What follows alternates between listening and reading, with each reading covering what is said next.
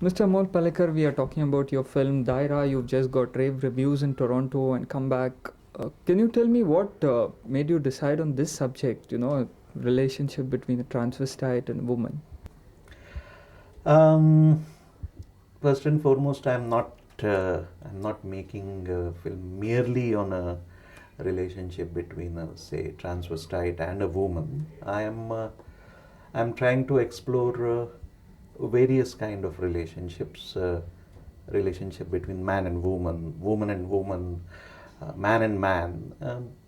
All these at various levels I am trying to explore, and I think in any case where the genders become sort of, shall I say, blurred, um, it is much more interesting, and this is how I have been doing it all throughout my film. My previous films also, I was basically interested in exploring the human relationships, and therefore this is just another extension of that whole process. I repeat, what attracted you to this particular subject? Um, This. this particular subject, what attracted me is the unusualness of this love story. Let us put it very straight that it is a love story, but love story with unusual tinge or unusual way of looking at it, or unusual relationships. All this, whatever is different than the cliched, hackneyed way of thing, has always fascinated me. I have in any case, even as an actor, I think I was the one who's supposed to have changed the face of Indian cinema, because I was also unusual. What kind of research, what kind of background work did you have to do? Um, uh, Lots of it. I any subject which I handle, I don't like to handle it at a superficial level. So all the research, all the homework that is required for this, it's, I think, part of my growing up and part of my being in command as the director of the film. I always do. For this particular subject, there was my first concern was trying to know the psyche of a transvestite. Now, when we talk of a transvestite, we must understand that he is not a eunuch, he is not a chakka, he is very much a man, but he has chosen because he thinks he would be better off, or he wants to be a woman, he likes to be a woman. I think there is a great difference, and therefore this psyche is very important. uh, I was also trying to find uh, the Indianness behind this psyche, which I think is equally important. It's not just a transvestite in the sense of a drag queen, or as it is understood in Western societies. In Indian context, a transvestite is something which actually comes so naturally and so normally. Uh, all our folk forms have men playing female roles without any hesitation, without the audiences raising even the eyebrows with disbelief. I mean, it has been accepted, and it is being accepted even today in all our folk forms. Um, so it was this kind of little more in-depth research with this psyche that made it so much more interesting and so much more authentic. I have chosen for this Orissa as the backdrop, because Orissa even today has in fact more than one form which this practice still is prevalent. there is a folk form called Gotipwa, where young boys are trained to play female roles. I mean, they are trained from the age of, say, 8 or 9, and they are trained to be as beautiful a woman as possible. And they dance, and they are trained to dance, they are trained to behave like a woman, think like a woman, etc., etc. The another form of chow dance, which also has men performing female roles, and some of the big gurus have specialized in portraying female characters. So we have this in abundance in our country. This concept of a transvestite is not something which is foreign or wahan se laya hai, nothing of the sort. We have this only. Uh, we have never thought of this, or we had never faced this in this kind of a situation. That's what I think makes Daayra something different and special.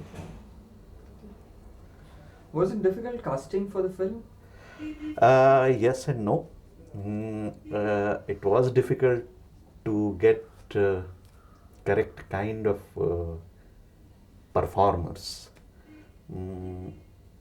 I needed for the transvestite, I needed a man who looked very much a man, and almost having a macho appeal kind of a thing, because I didn't want cliched again, hackneyed way of effeminate portrayal which comes almost as a caricature usually. I didn't want that. I wanted, because here is a man who believes from within that he wants to be a woman. He is trained to be a woman. He loves being a woman. He wants to be a woman, but somewhere deep within him, he also knows that he cannot be a woman. That's the tragedy of the whole thing. But therefore, it was absolutely necessary for me to have a man as a man in that role. And same thing with the girl's character. Here was a girl who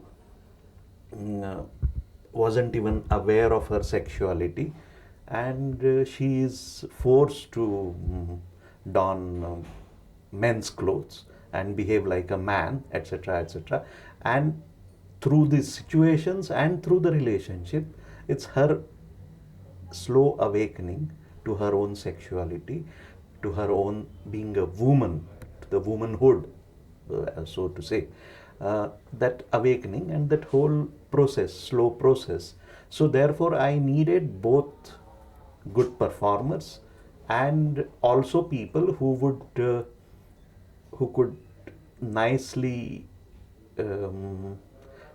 shift and look convincing in say opposite roles. I mean, Nirmal Pandey as a woman looks a beautiful woman, and Sonali Kulkarni looks very cute, handsome man. So that was very important, and searching for them was difficult. Yes, Yeah, you were telling me about Nirmal Pandey and Sonali Kulkarni. Yes, so searching for them was difficult initially, but once I narrated the subject to them, the way they jumped, and in fact both of them, Nirmal physically and literally jumped, and he said, I want to do this role. So same thing with Sonali. She in fact was ready to give up anything else if there was a clash, and both of them, I think, jumped into it wholeheartedly, and both of them worked very, very hard. They had to work hard. They had to do a lot of homework. I am a very tough taskmaster, so I did make it extremely difficult for them. But I think that's what shows in their performances, and I think both of them have come out with stupendous performances. And when I say stupendous, I'm not just trying to be nice. it's difficult to say who's better. At one time, Milind Soman and Madhu Sapre were supposed to do these roles. What happened? Why did you change the cast? Number of reasons, but I think it was a mutual decision and decision for the betterment of the project. So I don't think anybody is complaining. Do you think the average viewer will be repulsed by the theme of Daayraa? Not at all. Not at all. In fact, I think I'll answer this question at two levels. One theoretically, and then at my practical experience at Toronto and other screenings which we have had. Theoretically, as I said, I am not talking of any repulsive, any vulgar moment. I don't have a vulgar moment in a film. I am not talking of any repulsive character. In fact, I am talking of a very human, warm, lovable character. And as I said, we have had this tradition in Maharashtra. One of the legends of Marathi theatre has been Bal Gandharv. And Bal Gandharv era is even today talked of very fondly. Here was an actor who portrayed only female characters, and so successfully that women used to copy. I mean, that used to become the fashion. The way he wore his sari used to become a fashion. The way he stood used to be a fashion. So I don't think it is anything to do with any kind of vulgarity or repulsion. In fact, as I said, it's only warmth, love and affection. And I'm talking about human relationship. I'm talking about love. I'm talking about the pangs of love, the becoming aware, more aware of your own gender, your own sexualities, etc., etc. So I see no reason why there should be anything to do with repulsion. This is theoretically, as I said. At more practical level, both the screenings in Toronto were absolutely jam-packed. I mean, it was very lovely to see people standing in long queues, and then ultimately also, I mean, there were people sitting in the aisles. And the way they were with the film right from the first moment, and they were with the film. There was a young girl, I think she was either a Japanese or an Indonesian or something like that. And after the screening, they have a question answer session for half an hour immediately with the audiences. That also was lovely, and the kind of questions people asked very clearly showed that they had loved the film. They were with the film throughout. This girl's comment, I think, was she said that this is the first time that she cried so much while seeing a film. And she said it was also the first time I realized that crying is so beautiful. I think this was one of the finest compliments that I could have. At any point of time, did you think of basing the film on Bal Gandharva's life, or taking that as a theme? No. This is not based on any particular personality or anybody's life at all. This is purely fictional kind of a film, but with lots and lots of realistic inputs. Deepa Mehta's Fire, Kalpana Lajmi's film about a hermaphrodite, your film, Begum Barve the play, then a telefilm about homosexuals. Why is all this happening right now? What has brought it all out? I think we are coming of age, simply to say. We are no more trying to talk about sex in a hushed voice. We don't think that sex is something dirty. We also don't think sex is only to be glorified. I think we are really we are becoming little more mature, and therefore uh, we are not anymore trying to look at the Indian society or the Indian lives only at a superficial level. And therefore, I think all these explorations and all these trying to know more about our own lives, our own attitudes, our own way of looking at life uh, is something which will only make not only our cinema richer, but also our lives, I think, nicer.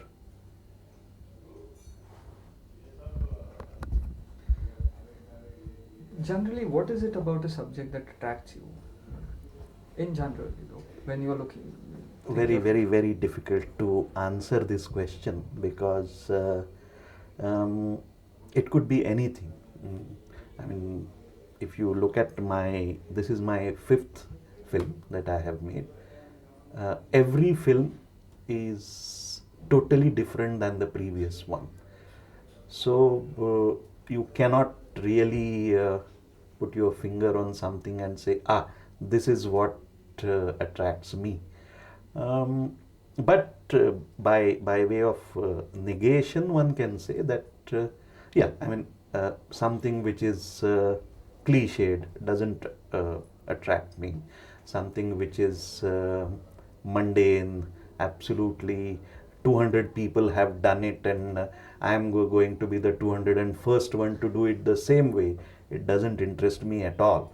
I mean, for whatever reason, I just can't make it. There has to be something, some new insight, some new way of looking at something, something which makes me think more, study more, work more, and try to look at our own lives um, little more differently. This is what safely one can say that that's what attracts me. But as far as the form goes, I have been trying to utilize and use different kind of forms because every subject comes with its own form, and therefore the form also becomes different with every film that I do. What kind of audience do you see for Daayraa? Are you looking at the Indian audience? Of course, very much so. I make films for my own audiences. If it is liked by others, it is always a bonus. But I make my films very much for this country and for my audiences. And I do believe that our audiences are extremely mature, extremely alive. In fact, I strongly believe that our audiences are looking for something new, something different. It's we who are scared to give them something new. So we are systems which want to, as any system, a system always likes to perpetuate status quo, something which has succeeded. One feels safe with that. ABC, therefore then stick to ABC, kind of a thing. That kind of a status quo is not necessarily what the audiences want. Audiences, if one sees, audiences have always taken new things. They have liked it, they have loved it. So I see no reason why we are scared of the audiences. We shouldn't be scared of the audiences. We actually are scared of our own incapabilities or our own fears, our own insecurities, or are not wanting to take a risk. Before Daayraa, you made a film called Bangarwadi. Can you tell us a little bit about Bangarwadi, the theme of Bangarwadi? Bangarwadi is based on one of the classics in Marathi literature by Venkatesh Madgulkar. It is also, this novel was published in late 50s, and it has been extremely popular since then for all this period. It has also been translated into all the Indian languages and also a few foreign languages. Now, the strength of this novel is its sheer simplicity and very conscious rejection of melodrama.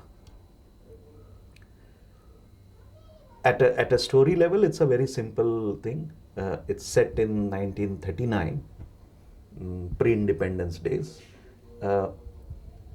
Young school teacher is sent to a shepherd's village on his very first assignment as a teacher. And he goes there with his usual superiority complex, he being the upper caste, educated, coming from township kind of a young man. He has his obvious superiority complex, and he is almost convinced that he has all the answers and he knows what is life and what is best, what are the answers, etc., etc. He goes there, and in that simple little shepherd's village, he slowly realizes that life is something totally different, and a shepherd's life is entirely different.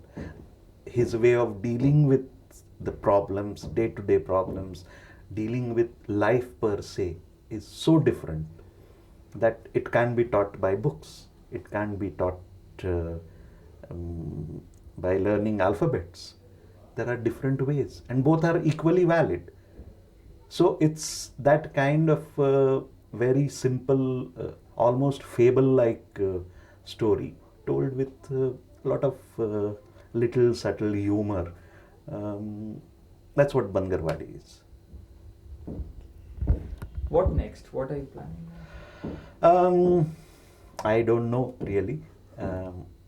I have about 3 ideas which I have been working on, but very honestly, I want to take a little pause. After every project, I take a little pause. I also try to wipe my slate clean and try to start from once again from A as far as possible. So I am having that pause. I'll be working on these all these 3 ideas. Whatever evolves better and faster is something which but as I said, I really don't know, because it also happens sometimes that while I'm working on these 3 known concepts, ideas, something else comes out of the blue and which supersedes everything. So I'll take up that. I don't know. One last question. I'd like your opinion on the state of middle of the road cinema, art cinema, serious films, offbeat films in India right now. Is it a good time for them? Is there an audience for them? Is it growing? My opinion is I'm very much part of it. So therefore, the simple thing is I fully believe in that. I already answered, is there an audience for that? Yes, there is an audience for that. Very much so.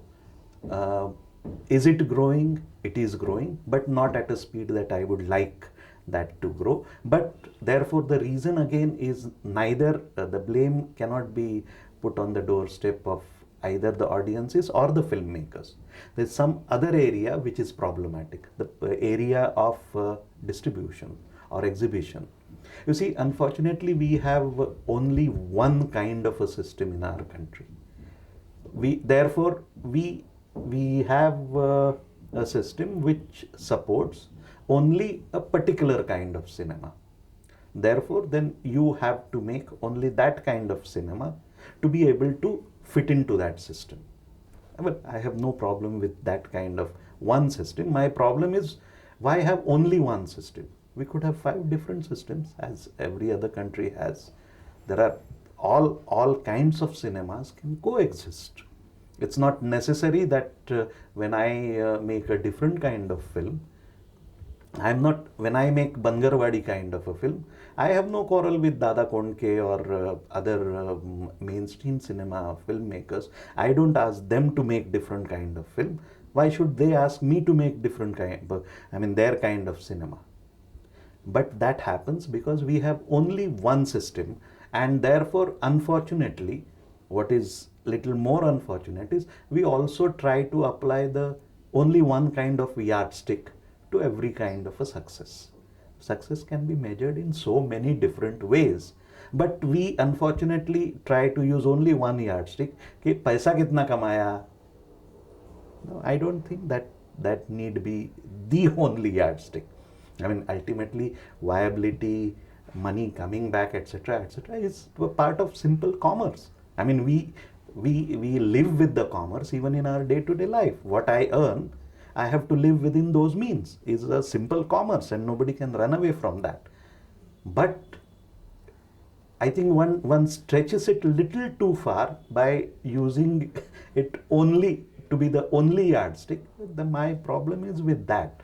But as I said, this tribe of different kind of cinema, different kind of entertainment is definitely growing, not only from filmmakers' side, but also from the audience's side. And I'm quite sure something better, some better options will come out.